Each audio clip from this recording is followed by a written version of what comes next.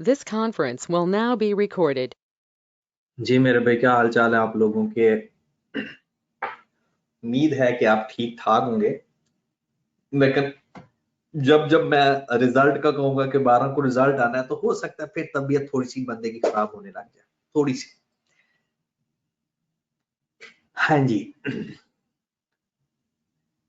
तो जनाब, आपको कल की खबर तो मिल ही गई होगी कि हमारे कॉलेज नहीं ओपन हो रहे। मतलब लाहौर के कॉलेजेस ओपन नहीं हो रहे। तो अब इसका हल क्या है फिर? क्या हम एक महीना वेट करें, क्योंकि ईद के बाद कंफर्म खुल जाएंगे? क्या हम ईद तक का वेट करें? तो समझो हम गए, हम जीरो पे आ गए। तो आपको याद होगा, मुझे तो याद है, आप लोगों के अंदर, क्योंकि ढेर सारे लोगों को तो मैं जानता हूं, शक्ल भी याद है मुझे। चंद लोग ऐसे हैं, बिल्कुल हैं, कि जिनसे अभी तक राब्ता नहीं हुआ शक्लो सूरत से। तो अगर वो लाहौर में है तो मैं कहता हूं कॉलेज में आकर मुझे एक दफा मिल के जाएं, जिनको मैंने नहीं देखा हुआ। और अगर लाहौर में नहीं है तो इंशाल्लाह फिर ईद के बाद ही मिलेंगे। तो क्या हम फिर किस तरह की स्ट्रैटेजी होनी चाहिए? अब अगर आप ये कहो ना कि बड़ा मुश्किल है ऑनलाइन क्लासेस लेना, नहीं, अब मैं ये बात नहीं मानता। क्यों भला? क्योंकि मैंने आपको पढ़ाया हुआ है, और मुझे ये भी पता है कि जब आप करने पे आते हो ना, जब आपके सर पे पड़ती है ना, तो फिर आप कर जाते हो। ये मैंने देखा है। तो इसलिए अब हमने करना है, अकाउंटिंग ऑनलाइन ही सीखनी है एक महीना, क्योंकि ये प्राइम टाइम है हमारे पास सीखने के लिए, सीखने के पॉइंट ऑफ व्यू से। अगर हम ये सोच के बैठ जाएंगे कि जब तक कॉलेज नहीं खुलते हमने सीरियस नहीं होना, तो फिर हमने अपना बहुत बड़ा नुकसान कर देंगे। तो अब हमने चलना ही ऐसे है, हमने हर हालात में आगे बढ़ने की कोशिश करनी है। हम कल को ये नहीं कहेंगे ऑनलाइन की वजह से मैंने अपने 6 महीने जाया कर दिए। सिवाय इसके, सिवाय इसके कि हमारे 6 महीने जाया होंगे, फ्रस्ट्रेशन अलग होगी, किसी और का कोई नुकसान नहीं होना। यकीन जाने इमरान खान साहब को या शफकत महमूद साहब को इससे जरा बराबर फर्क नहीं पड़ना। सच्ची बात कह रहा हूं। अगर इन 6 महीनों का नुकसान होना है, हमारे पैसे, हमारा टाइम और हमारे मां बाप की परेशानी, ये तोहफे में मिल जाएगी अगर हम सीरियस होके नहीं पढ़ेंगे। तो इसलिए सीरियस होके पढ़ना है हमने, 100% सीरियस होके पढ़ना है। और ऑनलाइन आप लोग कैप्चर कर लेते हो, कोई परेशानी नहीं, सिर्फ और सिर्फ कंसंट्रेशन का प्रॉब्लम है। आपने करना क्या है? सबसे पहले अपनी जगह अलग करो पढ़ने वाली, सबसे पहला काम। रमजान मुबारक तक हमने ये काम करना है। उसके बाद कंप्यूटर या लैपटॉप का अरेंज करो। मोबाइल पे क्लास नहीं लेनी, कंप्यूटर या लैपटॉप, अपना कैलकुलेटर, अपना रजिस्टर, माहौल, फुल माहौल बनाकर जैसे आप क्लास में बैठे हो, ऐसे इमेजिन करना है कि इधर उधर फलाना फलाना फलाना सारे बैठे हैं और सामने टीचर है। ठीक है, मैं वैसे कैमरा ऑन करके पढ़ा सकता हूं, लेकिन कैमरा ऑन कर दिया ना तो वो फिर मुझे थोड़ा सा पीछे होकर स्क्रीन से बैठना पड़ेगा, वो फिर लिखने में प्रॉब्लम आएगी। इसलिए मैं कहता हूं कि आवाज से ही काम चलाएं। लेकिन कैमरा ऑन में तो सिर्फ मेरी शक्ल नजर आएगी ना, आपकी शक्ल थोड़ी नजर आएगी, कौन सो रहा है, कौन जाग रहा है, कौन चाय पी रहा है, वो भी अकेला अकेला। तो 12 तारीख तक तो हमने सिर्फ टर्म्स ही सीखनी है, क्योंकि 12 तारीख को हमारा रिजल्ट है, यौम हिसाब है। तो जब हिसाब किताब लग जाएगा, उसके बाद फिर हमने टर्म्स सीख चुके होंगे, फिर अकाउंटिंग शुरू कर देंगे। जी, कुछ ग्रुप में मुझे एक दो मैसेज भी मिले, बड़ा अच्छी बात है कि आप एक दूसरे को रिप्लाई करते हो। और एक बात याद रखनी है कि ग्रुप के अंदर स्टडी किया करो, स्टडी किया करो। स्टडी के अलावा अगर कोई बंदा फजूलियात वाली काम करेगा तो उसको ग्रुप से कुछ दिनों के लिए बैन कर दिया जाएगा। ठीक है, तो करें बिस्मिल्लाह फिर। चले, हमने कुछ टर्म्स सीखी हैं, पहले उनका सिर्फ थोड़ा सा ओवरव्यू देके फिर हम आगे चलते हैं। आज जो टर्म्स सीखनी है बड़ी इंपॉर्टेंट है, आगे आने वाले दिनों के लिए बड़ी काम की है। ठीक है, तो सबसे पहली टर्म है एंटिटी, हमने सीखा एंटिटी किसी भी बिजनेस को कहा जाता है। एंटिटी एक्चुअल में होता क्या है? एंटिटी ये एक्टिविटी होती है, मतलब बिजनेस होता है। मतलब फिलहाल जो डेफिनेशन मैंने पहले लिखवाई है उसकी बात नहीं मैं कर रहा, कोई भी बिजनेस को एंटिटी कहा जाता है। अगर वो बिजनेस प्रॉफिट अर्न करने की गर्ज से हुआ तो ट्रेडिंग एंटिटी, और अगर वेलफेयर के लिए हुआ तो नॉन ट्रेडिंग एंटिटी। अगर जो आप एंटिटी है, बिजनेस है, आपका काम है, अगर उसका मोटिव प्रॉफिट अर्न करना है तो हम उसे कहते हैं ट्रेडिंग एंटिटी या ट्रेडिंग ऑर्गेनाइजेशन। और अगर उसका काम लोगों की खिदमत करना हुआ, प्रॉफिट अर्न करना ना हुआ, तो हम उसे कहते हैं नॉन ट्रेडिंग। फिर हमने सीखा कैपिटल किसे कहते हैं। कैपिटल होता है बिजनेस के अंदर ऑनर की तरफ से इन्वेस्ट किए हुए पैसे या कोई और चीज। बिजनेस में पैसे इन्वेस्ट किए हुए ऑनर की तरफ से उसे कैपिटल कहते हैं। ओके, उसके बाद ड्राइंग्स कैसे कहते हैं ये भी कल हमने सीखा।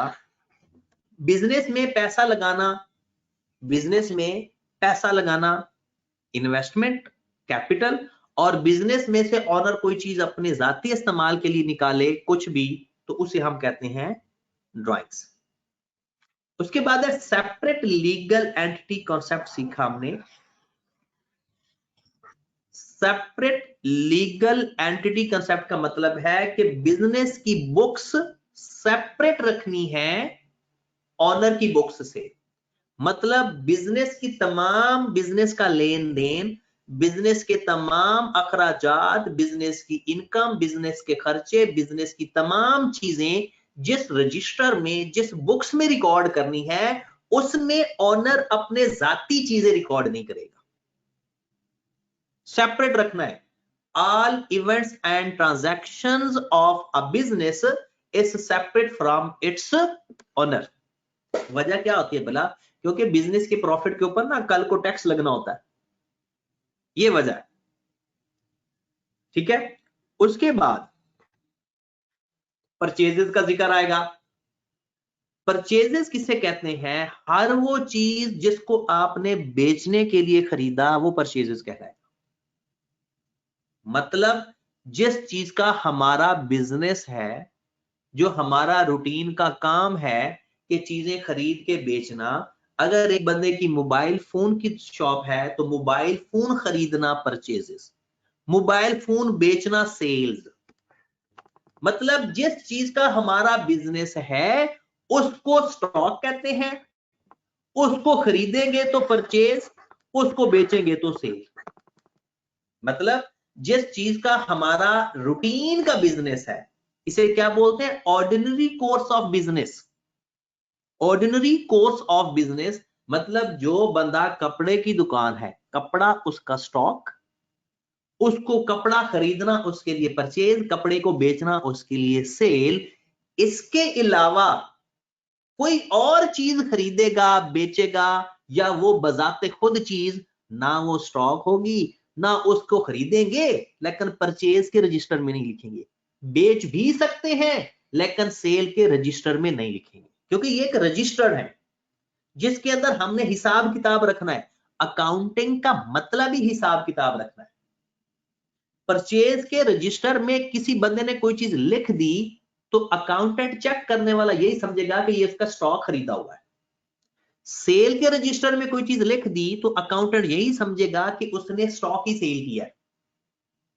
ओके, उसके बाद हमने कॉन्सेप्ट पढ़ा था कल डेटर्स या अकाउंट रिसीवेबल और अदर रिसीवेबल में फर्क सीखा था। डेटर या अकाउंट रिसीवेबल वो लोग जिससे हमने पैसे लेने हैं, रिसीवेबल है वो हमारा एक अकाउंट, एक खाता है जिसके अंदर हमने उसका नाम लिखा हुआ है। अगर अपना स्टॉक उधार पे बेचोगे वो भी हमारा रिसीवेबल, कोई और चीज उधार पे बेचेंगे तब भी रिसीवेबल। लेकिन अगर स्टॉक बेचोगे यानी सेल करोगे ऑन क्रेडिट, सेल का मतलब क्या है, स्टॉक बेचा है, तो वो किस रजिस्टर में आएगा, डेटर्स के रजिस्टर में या अकाउंट रिसीवेबल के रजिस्टर में। इसके अलावा कोई भी रिसीवेबल है वो डेटर के रजिस्टर में नहीं आएगा, वो अदर रिसीवेबल के रजिस्टर में आएगा। अदर रिसीवेबल से क्या मुराद है, एक बंदा बिजनेस में से 10,000 उधार लेकर चला गया हमसे, उसने हमें पैसे वापस करने हैं, वो हमारा रिसीवेबल है। क्या आपने उसको स्टॉक बेचा था उधार पे, नहीं, वो तो पैसे लेकर गया, अदर रिसीवेबल में लिखा जाएगा। एक बंदा, हमारा फर्नीचर पुराना पड़ा था ऑफिस के अंदर, हमने एक बंदे को उधार पे बेच दिया, हमारा बिजनेस फर्नीचर का नहीं है, अब उस बंदे से भी हमने पैसे लेने हैं फ्यूचर में, तो वो भी हमारा अदर रिसीवेबल है, क्योंकि डेटर्स या अकाउंट रिसीवेबल में सिर्फ वो लोग आएंगे जिसको हमने अपना स्टॉक उधार पे सेल किया हुआ है, बस। Same as it is creditors या अकाउंट पे और अदर पेबल में फर्क भी यही है। क्रेडिटर्स वो लोग होते हैं जो हमें चीजें सप्लाई कर रहे हैं, जिनसे हम लोग उधार पे स्टॉक परचेज कर रहे हैं, परचेज ऑन क्रेडिट। और जब भी मैं परचेज का जिक्र करूंगा, इसका मतलब है मैं स्टॉक खरीद रहा हूं। इसके अलावा हमने एसी भी उधार पे खरीदा, पेबल है, हमने किसी को पे करना है, हम उसको अदर पेबल में लिखेंगे, अकाउंट पेबल में लिखेंगे, हम उसको अदर पेबल में लिखेंगे, अकाउंट पेबल में नहीं लिखेंगे। क्लियर होगी बात, डन। चलो जी, हमारे भाई का सवाल है, अब सवाल काफी सारे इकट्ठे हो गए हैं, अब मैं बारी बारी सबका जवाब देता जाता हूं।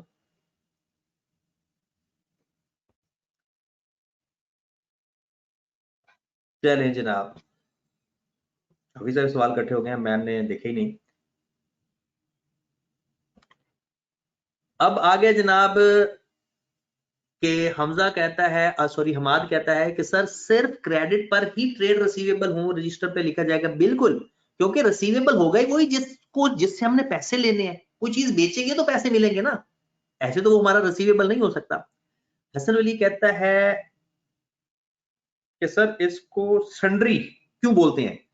सन्ड्री का लफ्जी मतलब होता है मुख्तलिफ, मुख्तलिफ। अगर आपने 4 बंदों को उधार पे चीजें बेची हैं, तो कोई ये एक डेटर नहीं है, सारे डेटर्स को लिखेंगे उसे डेटर में ही, उसे इसलिए कहते हैं सन्ड्री डेटर, मतलब उसमें कोई एक डेटर नहीं बल्कि एक से ज्यादा मुख्तलिफ डेटर है, इसलिए इसको सन्ड्री बोला जाता है। हाफिज साहब का सवाल है कि परचेज रिटर्न और सेल्स रिटर्न भी पढ़ाया था। बिल्कुल, सेल रिटर्न कहते हैं सेल वापस आ जाए, परचेज रिटर्न को कहते हैं परचेज अगर वापस आ जाए। ठीक है जनाब। उसके बाद हफ्सा का सवाल है कि इसमें क्रेडिट का मतलब उधार है। हाँ जी, ऑन क्रेडिट का मतलब उधार है, ऑन क्रेडिट, क्रेडिटर्स नहीं, ऑन क्रेडिट का मतलब बिल्कुल उधार है, बिल्कुल सही समझ रहे हो आप। लो जनाब, अबू बकर का सवाल भी आ गया कि क्रेडिट पर स्टॉक सेल करेंगे तो अकाउंट रिसीवेबल में लिखेंगे, क्रेडिट पर स्टॉक परचेज करेंगे तो अकाउंट पेबल में लिखेंगे। बिल्कुल यही बात तो मैं समझा रहा हूं कि अपना स्टॉक उधार पे खरीदा तो अकाउंट पेबल, बेचा तो अकाउंट रिसीवेबल, स्टॉक के अलावा कोई चीज खरीदेंगे बेचेंगे उधार पे तो वो अदर पेबल या रिसीवेबल में आएगा, डेटर्स या क्रेडिटर में नहीं आएगा। ओके हो गया जनाब। वैसे ये बातें मैंने सुननी आपसे थी। Excuse me sir. जी एक्सक्यूज मी सर। पूछिए in both cases we are business, के हमने अपने आप को हम बिजनेस है और अपने पॉइंट ऑफ व्यू से देखना है कि ये क्रेडिटर बनता है या डेबिटर वो बनता है डेटर बनता है। बिल्कुल सही है, हम हैं ही बिजनेस, हम बिजनेस के अकाउंट्स बनाते हैं। हम सर ये क्लियर करना, हाँ यस जी, सर ये क्लियर करना था। बनाते हैं, ये कल भी बात हुई थी कि हम बिजनेस पॉइंट ऑफ व्यू से ही अकाउंट बनाते हैं। एहसन भाई का सवाल है कि सर मर्चेंडाइज किसे कहते हैं। एहसन भाई कल बताया था स्टॉक, इन्वेंट्री, मर्चेंडाइज और गुड्स एक ही बात है, यानी अगर बात हो रही हो स्टॉक ये डिफरेंट दौर में डिफरेंट नाम इस्तेमाल होते रहे हैं। आजकल जो करंट नाम चल रहा है वो इन्वेंट्री का चल रहा है ज्यादा, ऐसे स्टॉक का भी चल रहा है लेकिन इन्वेंट्री का ज्यादा है। गुड्स या फिर मर्चेंडाइज, आपको पता है किराना मर्चेंट यहां से निकला हुआ वर्ड, गुड्स चीज अशिया को ही कहते हैं जो हमारा स्टॉक होता है। चले जनाब फिर आगे चलते हैं, बिस्मिल्लाह करते हैं। आज कुछ नए कॉन्सेप्ट सीखने को मिलेंगे हमें।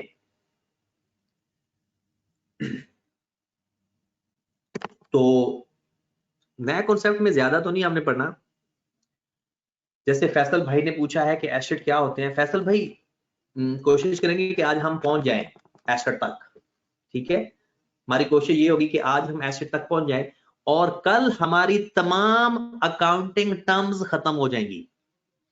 बेसिक अकाउंटिंग टर्म्स सारी तो नहीं जिंदगी में खत्म हो सकती, तमाम बेसिक टर्म्स खत्म हो जाएंगी। और कल दिन है जुमेरात का, जुमे के दिन और हफ्ते के दिन इंशाल्लाह हमने थोड़ी सी अकाउंटिंग स्टार्ट कर देनी है, थोड़ी सी अकाउंटिंग स्टार्ट कर देनी है टर्म्स के बाद अगले वाला फेज, ताकि 12 तारीख को हम थोड़े इस तरह के फ्रेश हो जाएं कि रिजल्ट भी आता है और फिर हमने खुशी और गमी अल्लाह करे नहीं होगी, खुशी ही खुशी होगी। चले जनाब, तो जनाब बिस्मिल्लाह करते हैं। फिर सबसे पहला आज हमने पढ़ना है डिस्काउंट का कॉन्सेप्ट।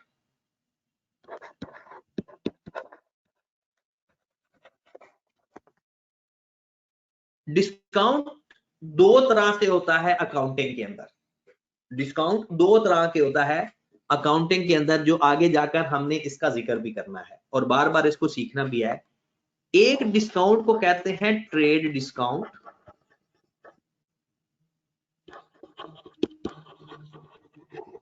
और दूसरे का नाम होता है cash discount.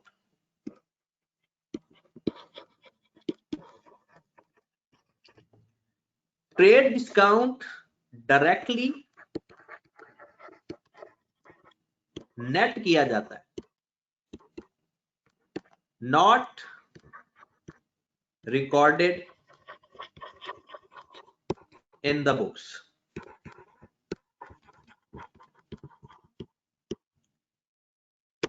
Trade discount directly net किया जाता है, बुक्स के अंदर रिकॉर्ड नहीं होता। मतलब इसका क्या है, आपने कोई चीज खरीदी है और 100 रुपए की चीज आपको 90 रुपए की मिल गई, 100 रुपए की चीज आपने 90 रुपए की खरीदी, तो आपने 90 रुपए से लिखना है, 10 रुपए डायरेक्टली नेट कर देने हैं। डायरेक्टली नेट करके अपनी बुक्स में 90 रुपए लिखना है, यानी 100 - 10 = 90। 90 से वो चीज लिखनी है, 100 रुपए से नहीं लिखनी। उसकी वजह भला क्या है वो मैं बाद में बताता हूं। कैश डिस्काउंट आपने डायरेक्टली नेट नहीं करना होता, सेपरेटली लिखना होता है, recorded in the books, recorded in the books separately, अपने नाम से। डायरेक्टली नेट नहीं करते होते बल्कि अपने नाम से, डिस्काउंट के नाम से लिखा जाता है। अब इनमें फर्क बताता हूं मैं। कैश डिस्काउंट आपने पहले भी पढ़ा हुआ है, वैसे ट्रेड डिस्काउंट के बारे में भी आप जानते हो।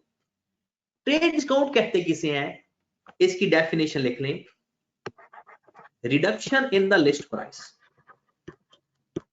ये है trade discount, reduction in the list price. किसी भी चीज की लिस्ट प्राइस में जो रिडक्शन होती है, मतलब 100 रुपए की चीज 80 रुपए में ले ली, 90 रुपए में ले ली, 60 रुपए की ले ली, वो ट्रेड डिस्काउंट होता है। और इसको बुक्स के अंदर सेपरेटली क्यों नहीं रिकॉर्ड करते, क्योंकि ये स्टैंडर्ड पे नहीं होती। किसी ट्रेड डिस्काउंट का कोई स्टैंडर्ड नहीं है, हर बंदा डिफरेंट। यानी आप कभी इशरा बाजार में जाएं तो आपको लग पता जाए, इशरा बाजार में खवातीन तो जाती होंगी, अगर वो जाती हैं या लड़के भी कभी कभी चले जाते हैं, तो वहां पर कोई चीज अगर आप खरीदोगे तो वो पहले रेट बताएंगे 60,000। अब जो बंदा खा पी के जाता है वो बहस करना शुरू कर देता है और वो 60,000 वाली चीज 25,000 में खरीद लेता है। और जो खाना नहीं खा जाता, जो ज्यादा बहस नहीं करता, कोई बंदा 40,000 की वही चीज खरीद के आ रहा है, कोई बंदा 50,000 की वही चीज खरीद के आ रहा है, कोई बंदा 35,000 की वही चीज खरीद के आ रहा है। बात समझ लगी ना। तो हर बंदा एक डिफरेंट रेट पे, यानी उसका डिस्काउंट का कोई स्टैंडर्ड ही नहीं है।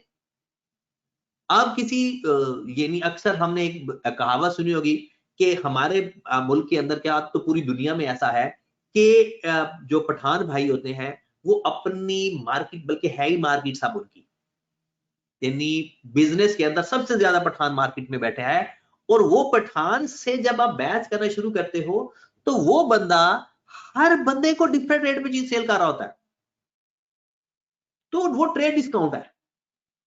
क्योंकि ट्रेड डिस्काउंट की अगर मैं एग्जांपल बताऊं ना, तो सबसे पहली ट्रेड डिस्काउंट की एग्जांपल ही यही है, बारगेनिंग डिस्काउंट। बारगेनिंग डिस्काउंट, जो बारगेन करके डिस्काउंट लिया जाता है, हम उसको ट्रेड डिस्काउंट कहते हैं, और उसको डायरेक्टली चीज की ओरिजिनल कीमत से माइनस करके जितने की खरीदो फरोख्त हो रही है वही अमाउंट लिखते होते हैं। ये नहीं कि चीज इतने की थी और डिस्काउंट हमने अलग से लिखना है, अलग से नहीं लिखना कभी भी।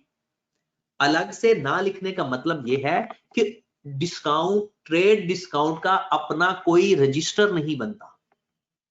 ट्रेड डिस्काउंट का अपना कोई रजिस्टर नहीं होता, वो जो चीज जितने की खरीद रहे हैं उसमें से ही माइनस होकर लिखते हैं, अलग से नहीं लिखते। फिर उसके बाद एक आता है बल्क डिस्काउंट। ये आप सबको पता चल गया होगा। बल्क डिस्काउंट तब मिलता है जब चीजें हम ढेर सारी खरीदें, बल्क में खरीदें। अगर आप चीज 1 किलो खरीदते हो तो रेट कोई और होता है, 5 किलो खरीदोगे तो वो थोड़ा पर केजी के हिसाब से रेट में कंप्रोमाइज कर लेगा। तो जो बल्क में डिस्काउंट, बल्क से डिस्काउंट मिलता है, बल्क सेल या परचेज करने पे डिस्काउंट का जिक्र होता है, वो भी ट्रेड डिस्काउंट होता है। एक और इंटरेस्टिंग मैं डिस्काउंट बताता हूं, रेफरेंस डिस्काउंट। वैसे ये किसी बुक में नहीं लिखा हुआ। ये जो रेफरेंस डिस्काउंट का जिक्र है ना, मतलब कोई जान पहचान वाले बंदे से अगर हम चीज खरीदते हैं, वो बाकियों को 100 रुपए की चीज बेचता है, हमें 150 की बेचता है। ये हमारे वैसे होता है, रेफरेंस ऐसा होता है, ठीक है। लेकिन जो रेफरेंस डिस्काउंट एक्चुअल में होता है कि अगर आप नॉर्मली वो चीज 100 रुपए की बेचता है, हमारे चाचे मामे ताए का कोई बेटा निकल आया या कोई जान पहचान वाला बंदा निकल आया, तो उसने हमें थोड़ा सा सस्ती चीज दे दी, तो रेफरेंस बेस पे जो डिस्काउंट मिलेगा। या ये जो अक्सर आपने देखा होगा अप टू 70%, जो डिस्काउंट की कमर्शलाइज नहीं किया होता कि जनाब 70% डिस्काउंट आपको मिल रहा है सेल्स के, यानी जो सर्विस के शूज खरीदोगे, बाटा के शूज खरीदोगे तो 70% डिस्काउंट मिल रहा है, 50% डिस्काउंट मिल रहा है, 1 गेट 1 फ्री। इस तरह के तमाम डिस्काउंट भी ट्रेड डिस्काउंट होते हैं। मतलब जब भी आप कोई चीज खरीदो या बेचो, उस वक्त जो लिस्ट प्राइस में किसी भी सूरत में कमी करवा लो, वो ट्रेड डिस्काउंट है। किसी भी फॉर्म में करवा लो, चाहे बार्गेनिंग करके करवा लो, चीजें ज्यादा खरीद के कर लो, कोई रेफरेंस लड़ा लो, या बाहर ही उसने लिख दिया, ये सारे के सारे क्या कहलाते हैं? Trade discount. अब आ जाओ कैश डिस्काउंट।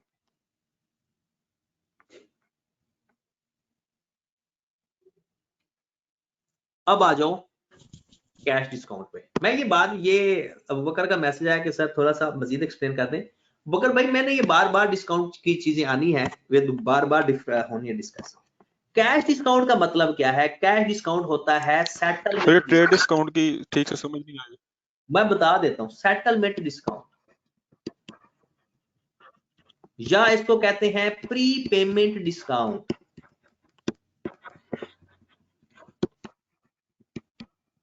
अब मैं इन दोनों में फर्क देखें। जब आप कोई चीज खरीदोगे, जिस टाइम पर खरीद रहे हो, उस टाइम पर अगर आप उसकी लिस्ट प्राइस से किसी भी सूरत में कीमत कम करवा लो, वो ट्रेड डिस्काउंट होता है। किसी भी सूरत में आपने थोड़ी बहस करके कीमत कम करवा ली, ट्रेड डिस्काउंट ले लिया।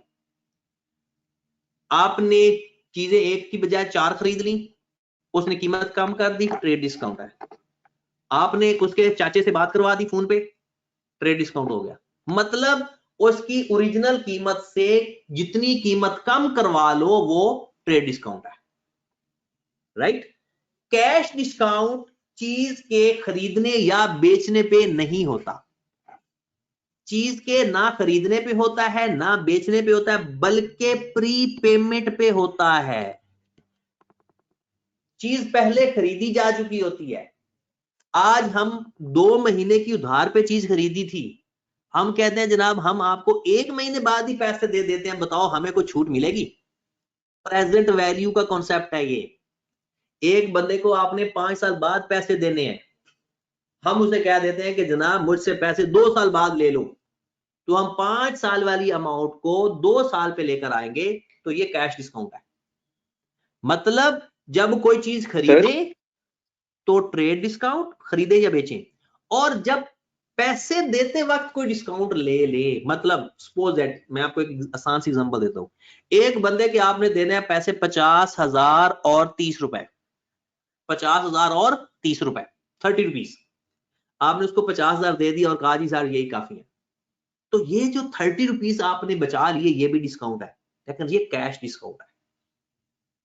आपने 10 साल बाद पैसे देने थे, आपने 5 साल बाद दे दिए, पैसे कम करवाए, ये भी कैश डिस्काउंट है। यानी जो कैश डिस्काउंट होता है प्री पेमेंट या सेटलमेंट, प्री पेमेंट वक्त से पहले पे कर दिए पैसे, सेटलमेंट थोड़े बहुत पैसे ऊपर जो यानी ऊपर राउंड फिगर में नहीं थे उसको, और जो ट्रेड डिस्काउंट होता है वो तो होता ही है, जो मार्केट में हम जाते हैं चीजें खरीदने बेचने, उस पर जो बैस बूस करके जो लिस्ट प्राइस में कमी करवा लेते हैं, वो ट्रेड डिस्काउंट होता है। अब एक बंदा सवाल पूछ रहा था, उमर भाई कह रहे हैं कि ट्रेड डिस्काउंट फिक्स नहीं होता। बिल्कुल नहीं होता, इसका कोई स्टैंडर्ड ही नहीं है, हर बंदे ने जितना दाल लगता है लगा लेते हैं, और कैश डिस्काउंट का स्टैंडर्ड होता है, मार्केट में जो रेट ऑफ इंटरेस्ट चल रहा होता है उस हिसाब से वो चलता है, लेकिन स्टैंडर्ड 100% तो इसका भी नहीं होता। हम आज कह रहे हैं कि ट्रेड डिस्काउंट के रजिस्टर में, भाई साहब मैंने कहा है ट्रेड डिस्काउंट का अपना कोई रजिस्टर नहीं होता, अपनी कोई रिकॉर्डिंग नहीं होती, उसको उस चीज की जिस जगह उस चीज को लिखा जाता है उसमें से ही माइनस किया जाता है, अलग से ट्रेड डिस्काउंट का अपना कोई रिकॉर्ड नहीं होता।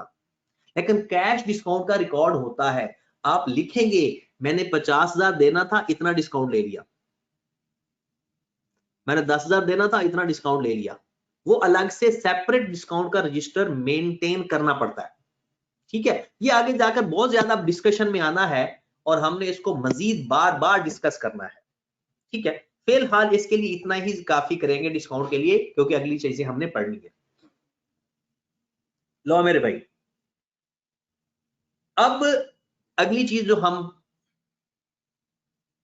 रहील भाई कह रहे हैं कि ट्रेड डिस्काउंट एग्जांपल से समझो दो। ओ रहील भाई, मेरे भाई, छोटी सी बात है कि अगर मैंने एक चीज की कीमत 1,000 रुपए लिखी हुई है ऊपर लिस्ट के ऊपर, अब मैंने उसे कहा कि जनाब मुझसे 500 ले लो, बहस होना शुरू हो गई, कीमत 800 रुपए हुई, अब मैं ये चीज 800 रुपए की ले ली या खरीदी या बेची, तो ये जो 200 रुपए का फर्क है ना, ये ट्रेड डिस्काउंट है। ये जो 200 का फर्क है, ये कौन सा डिस्काउंट है? Trade discount. यानी कि उसकी लिस्ट प्राइस थी 1,000 रुपए, मैंने उसको खरीदा या बेचा 800 का, तो जो फर्क है वो ट्रेड डिस्काउंट है। ओके, और जो कैश डिस्काउंट है, मैंने किसी को 1,000 रुपया देना था या उससे लेना था, वो पैसे की बात होती है। कैश डिस्काउंट चीज के खरीदने या बेचने की बात नहीं होती, बल्कि पैसे रिसीव करने की या पैसे पे करने की बात होती है। मैं कहता हूं आपसे कि मैंने किसी बंदे के 800 रुपए देने थे, मैंने 700 रुपए देकर बाकी पैसे माफ करवा लिए, या टाइम से पहले 700 दे दिया और कहा जी 100 रुपया खत्म, ये कैश डिस्काउंट है। यानी किसी से, एहसन भाई कह रहे हैं कि क्या ट्रेड डिस्काउंट उधार पे हो सकता है या नहीं हो सकता है? ट्रेड डिस्काउंट उधार पे भी हो सकता है। एग्जांपल दूं, एग्जांपल सुने फिर। आपने सपोज दैट क्या खरीदना था, आपके पास तो इतने पैसे नहीं होते कि आप कोई चीज खरीद सके। चले मिसाल अज्यूम ही करना है ना, आप एक मोबाइल फोन खरीदना चाहते हो और वो भी उधार पे, पैसों की जरूरत तो नहीं है ना। अब आपने जब उधार पे मोबाइल फोन खरीदने गए तो उसने कहा कि आप 10,000 का मोबाइल है जो आप खरीदना चाहते हो, वो भी उधार पे। ठीक है, अब आप कहोगे उस बंदे को, यार खौफे खुदा कर, मार्केट में तो ये 6000 का मिल रहा है। वो कहता है ठीक है फिर 6000 मुझे दे दो, ले जाओ मोबाइल। तो आपने कहा वो पैसे तो है ही नहीं। वो कहता फिर 10,000 का मिलेगा। फिर आपने थोड़ी सी मासूम सी शक्ल बनाई, थोड़ी सी रिक्वेस्ट की, तो उसने कहा चलो ठीक है, अगर उधार पे भी खरीदना है ना तो 9,000 का खरीद लो। उधार पे भी खरीदना है तो ये 10,000 वाली चीज 9,000 की खरीद लो। तो ये 1,000 का आपने ट्रेड डिस्काउंट ले लिया। ओके, तो ये हो सकता है।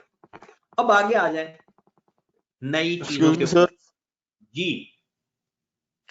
सर ट्रेड डिस्काउंट मींस कि अगर हमने कोई चीज खरीदी है और उसमें हमें कुछ डिस्काउंट मिला, मींस जैसे आपने कहा 200 रुपए का, तो जब हमने इस चीज का रिकॉर्ड बनाना है तो हमने बिल्कुल इग्नोर कर देना और हमने सिर्फ उसकी प्राइस 800 लिखनी है। 800 लिखनी है, सिर्फ 800 लिखनी है। ऐसा है? या लिखने के लिए आप ऐसे करके लिख सकते हो, ऐसे करके लिख सकते हो, लेकिन एक्चुअल में अमाउंट रिकॉर्ड में ये जा रही है 800।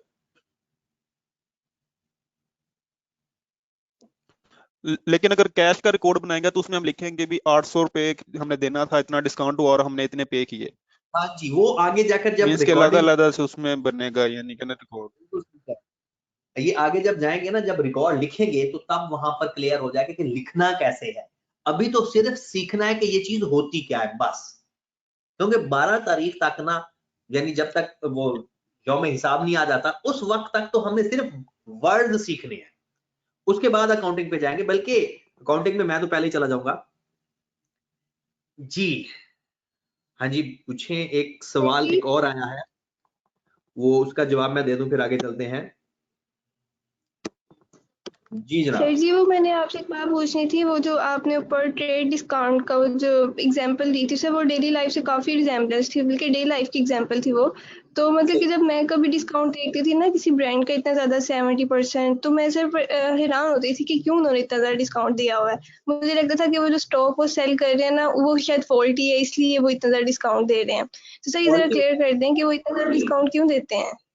मैं बता देता हूँ, वो फॉल्टी नहीं होता, उसके बारे में आपको बता देता हूँ। मैं वो भी क्लियर कर देता हूँ आपको, जो इतना ज्यादा डिस्काउंट दे रहे होते हैं। अब एक सवाल है कि कैश डिस्काउंट ऑन क्रेडिट होता है लेकिन trade discount at the spot होती है। बेटा कैश डिस्काउंट ऑन क्रेडिट जरूरी नहीं है। कैश डिस्काउंट, हाँ ये जो आपने बात लिखी है ये तकरीबन किसी हद तक मिलती जुलती है। कि जो कैश डिस्काउंट होता है हमारा, वो at the time of payment होता है हमेशा, और जो ट्रेड डिस्काउंट होता है वो उस वक्त होता है जब हम चीज खरीद या बेच रहे होते हैं। ठीक है। और अभी तलबिया का सवाल आया कि जी इतना ज्यादा डिस्काउंट क्यों देते हैं। अब मैं आपको एक प्रैक्टिकल एग्जांपल देता हूँ, बिल्कुल प्योर प्रैक्टिकल। मेरा एक दोस्त है, क्लास फेलो भी रहा है बचपन का, और अब भी वो इंजीनियरिंग में चला गया, सीए में भी था, यानी काफी डिग्रीज उसके पास हैं, जॉब भी बड़ी अच्छी कर रहा था, लेकिन उसने छोड़ दी। उसने क्या किया कि कपड़े का काम शुरू कर दिया, बिजनेस किया। और बिजनेस कौन सा कर रहा है, वो स्टिल कर रहा है, ये जीन्स मैन्युफैक्चरर है वो। ये जो लोगों की जीन्स हैं, जो लड़के पहनते हैं उनकी, और उनके ब्रांड का नाम भी जीन्स ही है। और ये काफी मशहूर रहा है, अब तो ये इतना मुझे नजर नहीं आता, लेकिन ये काफी मशहूर रहा है, एक टाइम था। अब मैंने जब उससे मुलाकात की तो मैंने कहा कि यार आजकल आपका डिस्काउंट चल रहा है 50%, तो क्या चीज है, किस तरह से चलाते हो। फिर उसने, आप देखना जरा, या मैं आपको जूतों की और कपड़ों की जो डिस्काउंट चल रहा है ना अप टू 70%, उसकी हकीकत बताता हूँ। उसने मुझे कहा कि इमरान भाई मेरे पास जो कॉस्ट पर यूनिट मुझे पड़ती है ना, हर चीज को मिला के, cost per unit, labour, light, हर ओवरहेड, हर चीज, ये कुछ दिन पहले की बात है, रीसेंट बिल्कुल नहीं है, कुछ टाइम पहले की, साल 2 साल हो गए होंगे। वो कहता है वो मुझे पड़ रही है ₹450 पर जीन्स। 450 रुपए आला क्वालिटी की जीन्स मेरी तैयार हो जाती है, जिसमें मैन्युफैक्चरिंग, मटेरियल, ओवरहेड सब कुछ ऐड है। कहते हैं हम मार्केट में इसको ऑफर करते हैं 3000 की।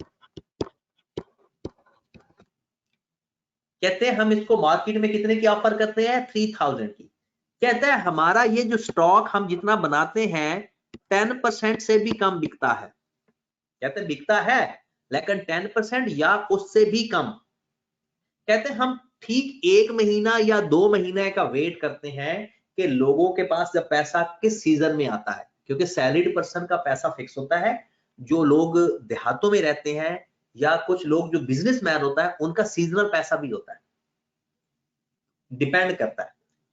वो कहते हैं कि ये एक ऐसी चीज है कि जब किसानों के पास पैसा होता है ना, तो उस वक्त क्योंकि उनके पास खर्च करने के लिए पैसा होता है, तो फिर पूरे पाकिस्तान के पास पैसा होता है। और सैलरीड पर्सन तो अपना एक महदूद बजट के साथ चल रहा होता है, और जो किसान होते हैं वो महदूद बजट पे नहीं आते, वो जब उनके पास पैसा आता है वो शाह खर्ची करते हैं। कहते हम भी वेट करते हैं कि पैसा उनके पास आएगा तो वो खर्च करेंगे, फिर ये खर्चा सर्कल चलेगा, पूरी दुनिया के पास पैसा चला जाएगा, पूरी दुनिया नहीं, पाकिस्तान के पास। अब वो कहते हैं उस वक्त हम कह देते हैं कि जनाब 50% डिस्काउंट, मतलब वो चीज हम बेचना शुरू कर देते हैं 1500 की। कहता है हमारा सारा स्टॉक बिक जाता है।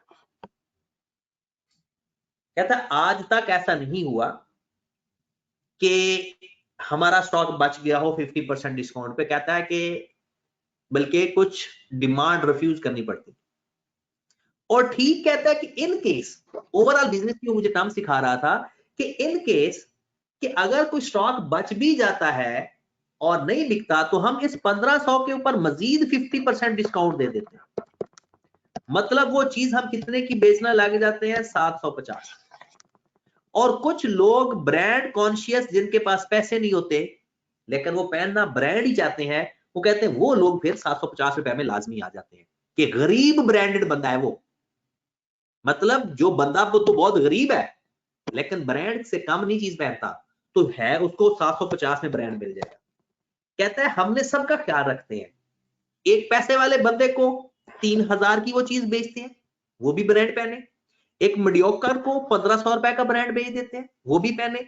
और एक गरीब ब्रांडेड बंदे को भी 750 में दे देते हैं। बस फर्क ये है कि जो अमीर बंदा है वो सबसे पहले वो ब्रांड पहनता है, वो चीज फैशन बन जाती है। फिर वो एक मीडियोकर बंदा आता है, वो इस चीज को आम कर देता है कि जनाब हर दूसरा बंदे ने जी ब्रांड पहना हुआ है। और जब ये फैशन बिल्कुल खत्म होने वाला होता है, फिर गरीब भाईजान आ जाते हैं जो ब्रांड से कम नहीं पहनते। ये जाते जाते फैशन को हाथ मार लेते हैं। अब देखिए चीज उसकी 450 की है और उसने किस किस तरह से सेल की है। ये हमारे दिमाग के साथ खेला जा रहा है। कोई हम, यानी ये जो ब्रांड है ना, ये हमारी हमदर्दी में नहीं है, वो हमारे दिमाग के साथ खेलते हैं। 450 की चीज वो हमें 1500 की चिपका रहे होते हैं और हम खुशी खुशी से। और मजे की बात है, अब तो उन्होंने एक और घटिया काम करना शुरू कर दिया। जब हम चीजें कोई खरीदने या बेचने जाते हैं ना, सॉरी बेचने वाली बात नहीं, खरीदने, वो हमसे नंबर ले लेते हैं। और ऐसे चीकू है कि जब भी कोई डिस्काउंट लगता है मैसेज आ जाता है और घर की खवातीन शुरू हो जाती है, डिस्काउंट लगा है, चलें चलें। और वो डिस्काउंट के मामले में ये 3000 की चीज 1500 की मिल रही है। भाई 1500 भी तो पैसा ही है, वो भी तो खर्च ही होने हैं। डिस्काउंट क्या लगा कि 2 की चाहे 4 चीजें खरीद लें। माजरत खवातीन को शायद बुरा लग रहा होगा, लेकिन ये हकीकत हो चुकी है लाहौर के अंदर। बाहर का तो नहीं मुझे पता, लेकिन ये लाहौर के अंदर हकीकत है। ये जैसे ही डिस्काउंट का मैसेज आता है ना, जगह नहीं मिलती पैर रखने की मॉल्स के अंदर। ये सच्ची बात है।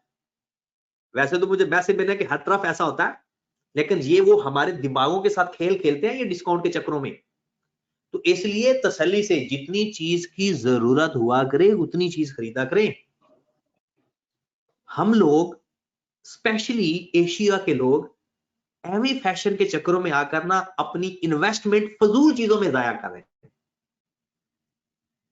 मैं आपको एक इंटरेस्टिंग बात बताता हूं। जब हम छोटे थे और गांव में रहते थे, हमारे पास टोटल जो पहनने के लिए सूट होते थे वो 3 होते थे टोटल।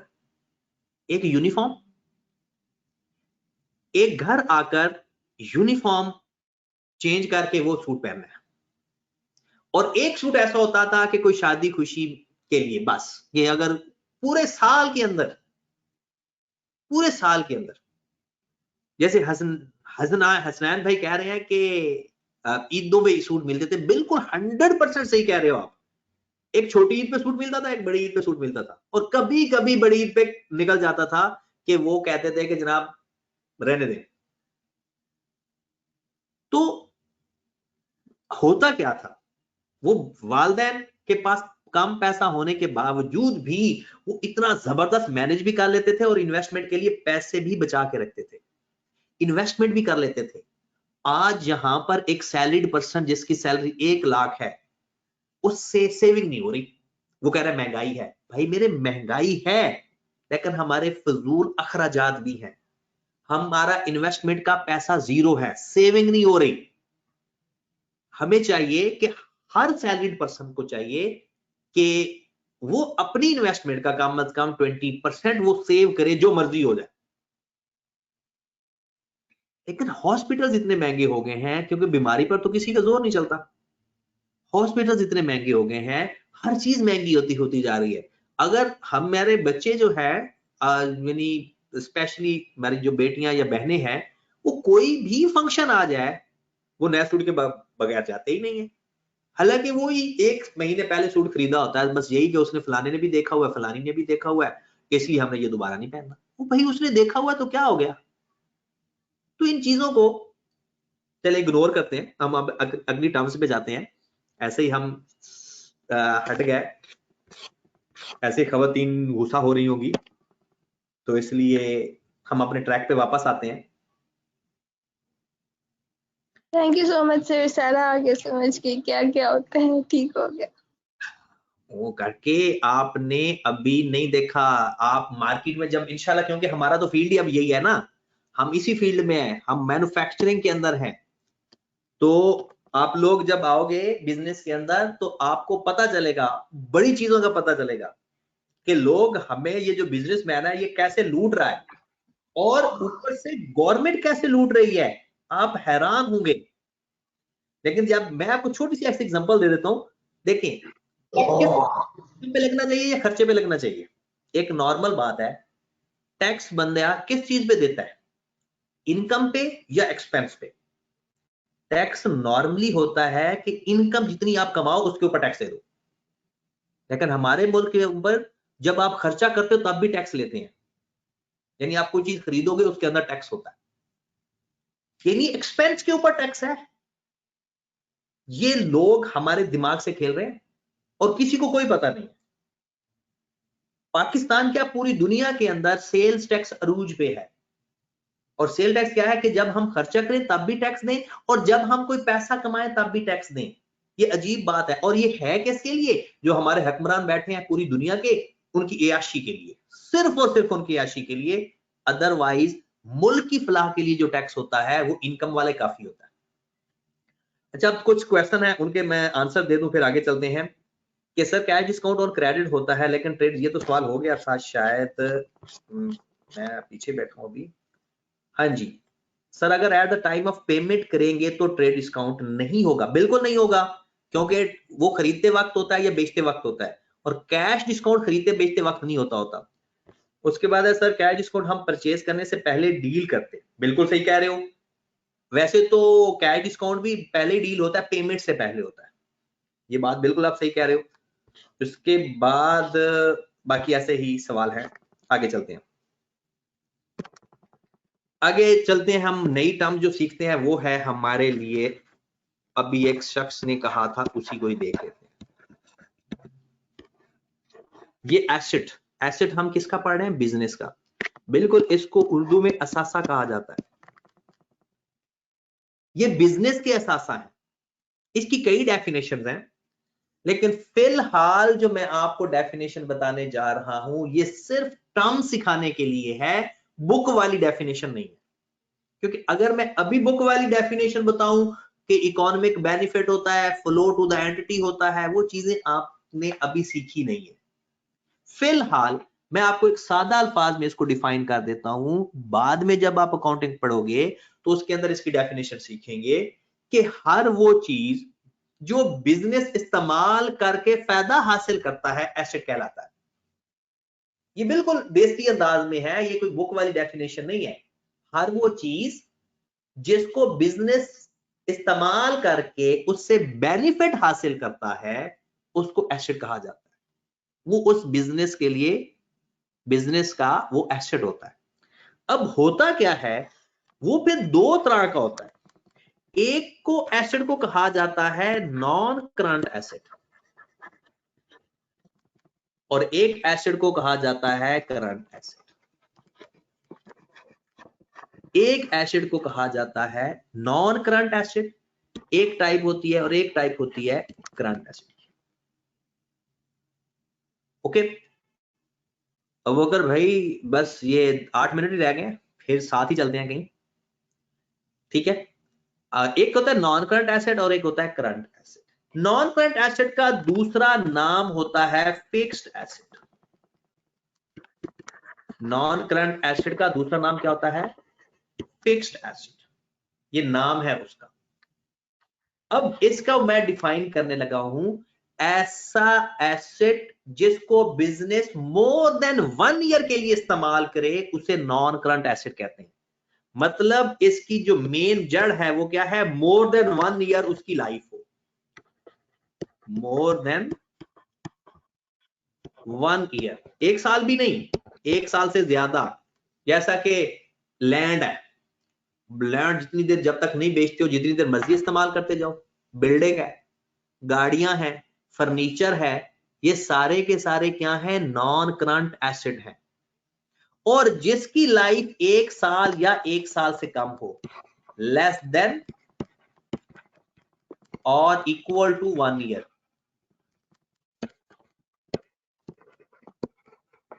उसको हम कहते हैं करंट एसेट। उसको क्या कहते हैं?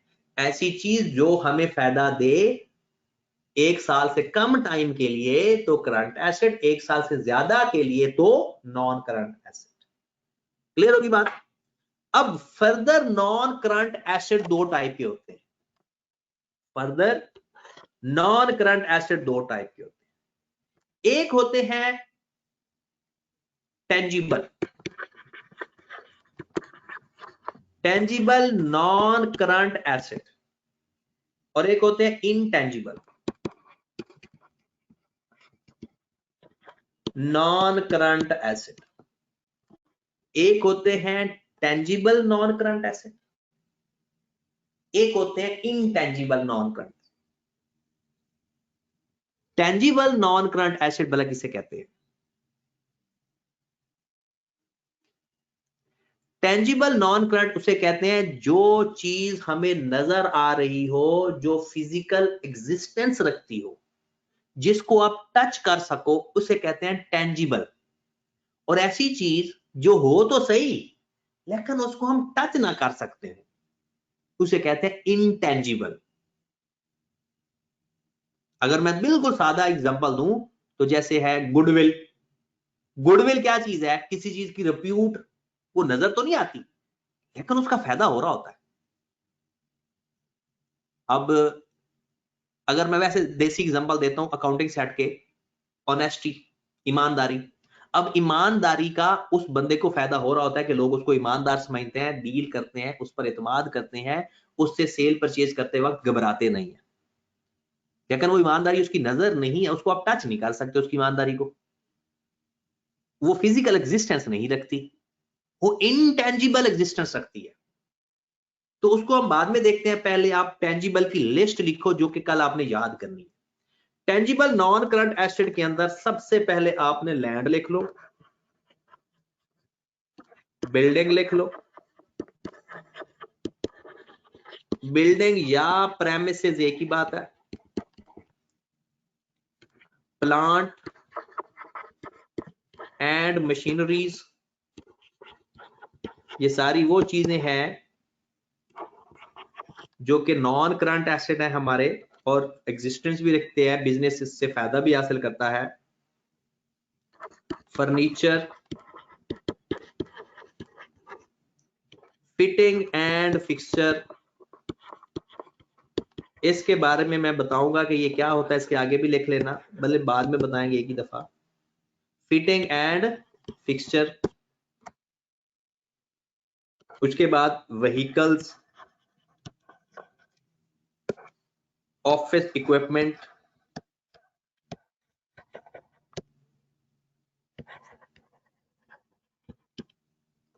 उसके बाद लॉन्ग टर्म इन्वेस्टमेंट,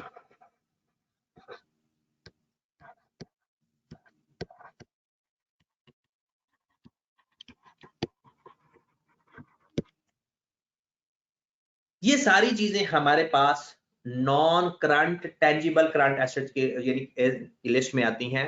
लैंड आपको पता है किसे कहते हैं, लैंड के बारे में आप जानते हो, बिल्डिंग के बारे में जानते हो, प्लांट और मशीनरीज के बारे में जानते हो, फर्नीचर के बारे में जानते हो।